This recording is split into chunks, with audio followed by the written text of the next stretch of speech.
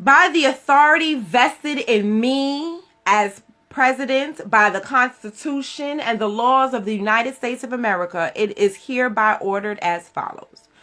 More than 2 million people are currently, Section 1 policy. More than 2 million people are currently incarcerated in the United States, including a disproportionate number of people of color.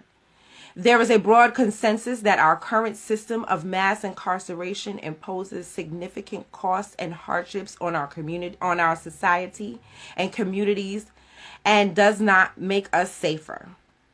To decrease incarceration levels, we must reduce profit-based incentives to incarcerate by phasing out the federal government's reliance on privately operated criminal detention facilities. Okay? A bunch of words that we already know. We must ensure that our nation's incarceration and correctional systems are prioritizing rehabilitation and redemption. Sounds good.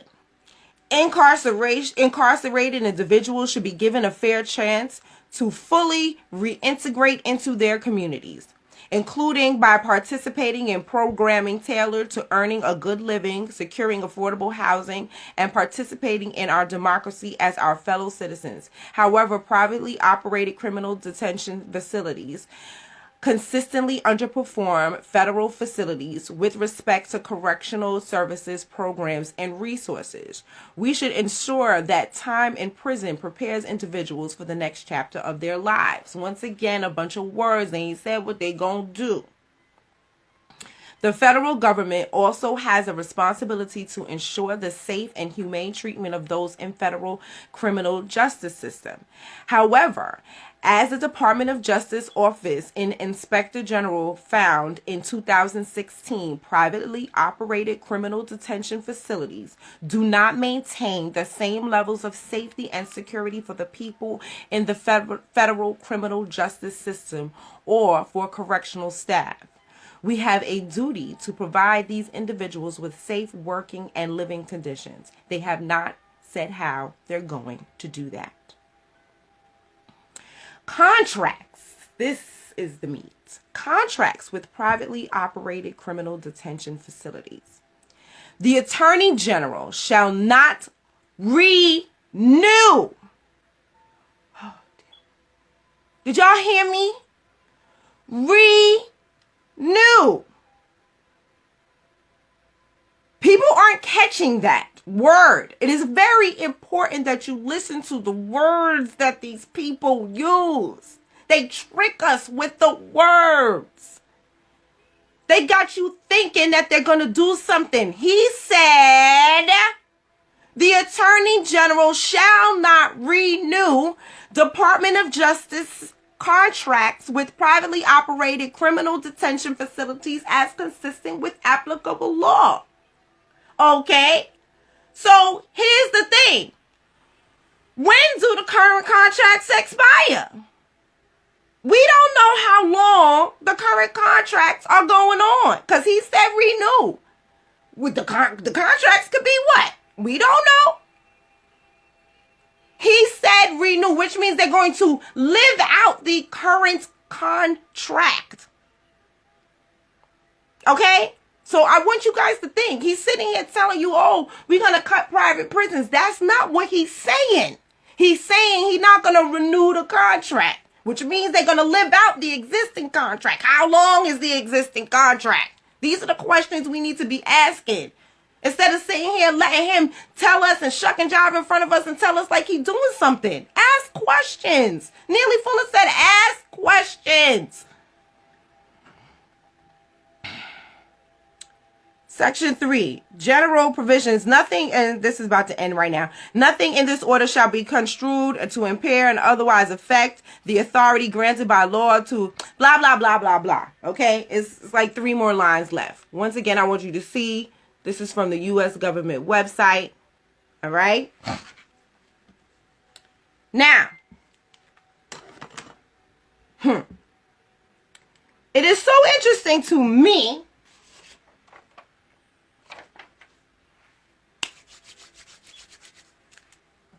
that Biden is putting this out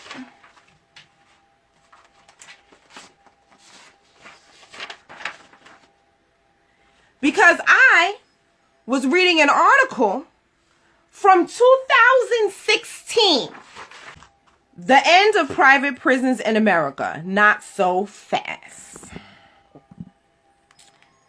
This article was written November 2016 by Alan Greenblatt. The federal government is getting out of the private prison business. Oh, wait, hold up. So Biden just signed an executive order for something that they were already doing in 2016? That they'd already decided to do it. Who was the president in 2016? I don't remember. The federal government is getting out of the private prison business. The U.S. Department of Justice said this summer that it would phase out its practice of outsourcing some inmates. Currently, nearly 20% of federal prisoners are housed in private facilities. The Department of Homeland Security similarly announced that it will review whether to discontinue using private prisons to house violators of immigration law. The moves came on the heels of a critical report from the Justice Department's Inspector General, which found that safety and security incidents occurred at a higher rate in private prisons. Private prison companies dispute the findings. Much of the state's criminal justice reform movement has been fueled by a desire to get public safety results at lower costs, said Adam Gelb, head of public safety project Pew Charitable Trust. So when the U.S. Justice Department says its private prisons aren't providing superior service or saving money, that's going to reverberate in capitals across the country. That doesn't necessarily mean states will follow suit. Oh! So you mean that getting out of federal prisons, saying that you're not going to fund federal prisons, doesn't mean federal private prisons, doesn't mean that the states can't have private prisons. That's interesting. So Biden is signing into executive order just for federal private prisons. He didn't say anything about the states having private prisons. Once again, tricky language. You have to pay attention to the words. You can't get excited. Dr.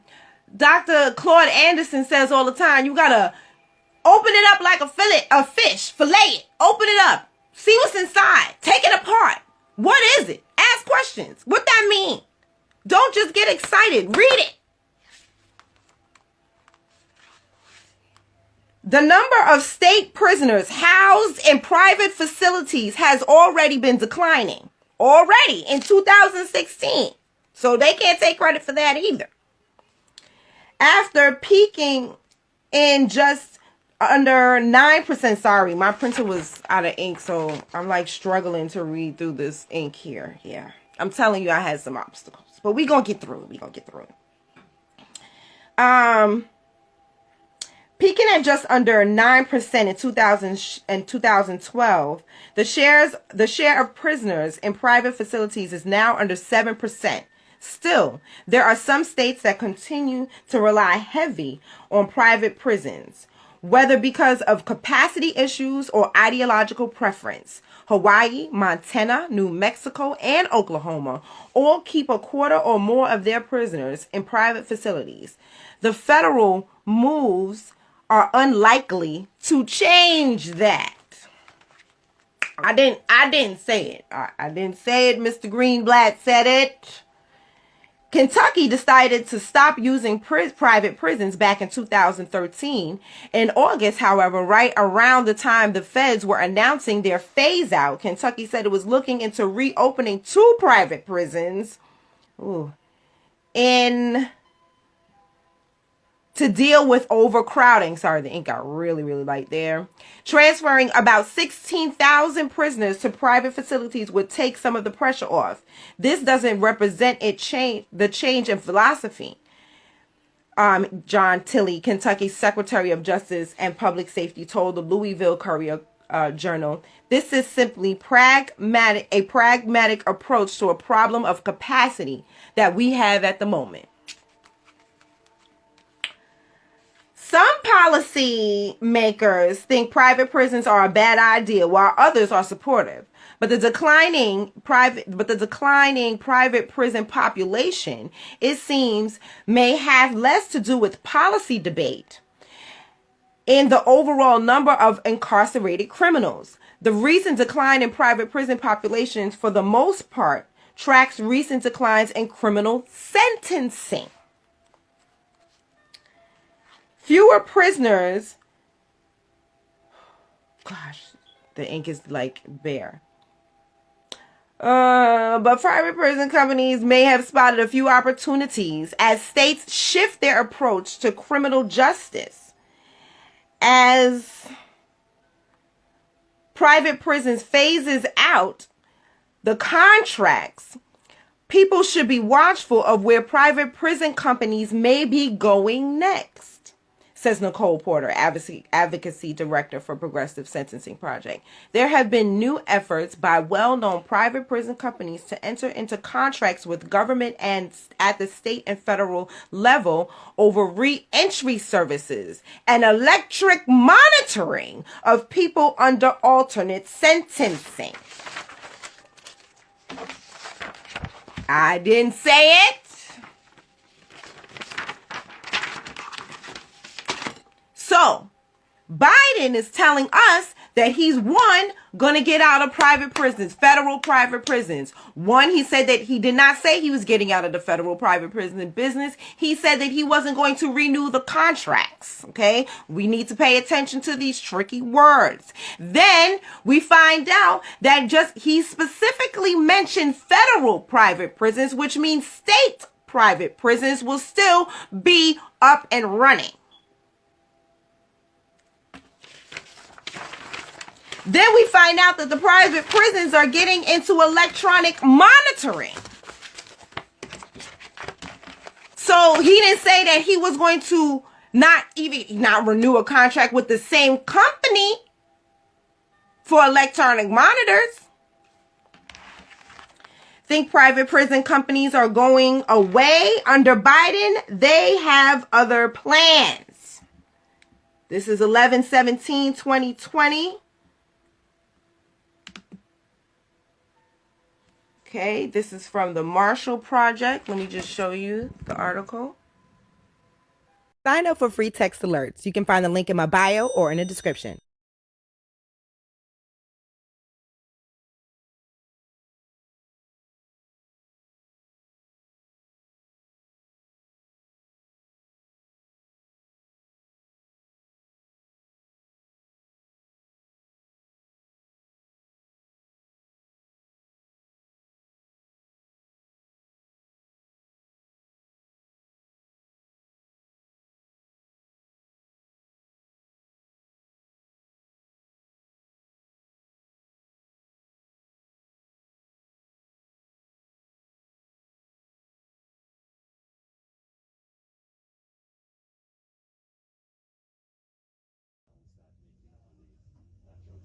Lotion, soaps, everything 100% all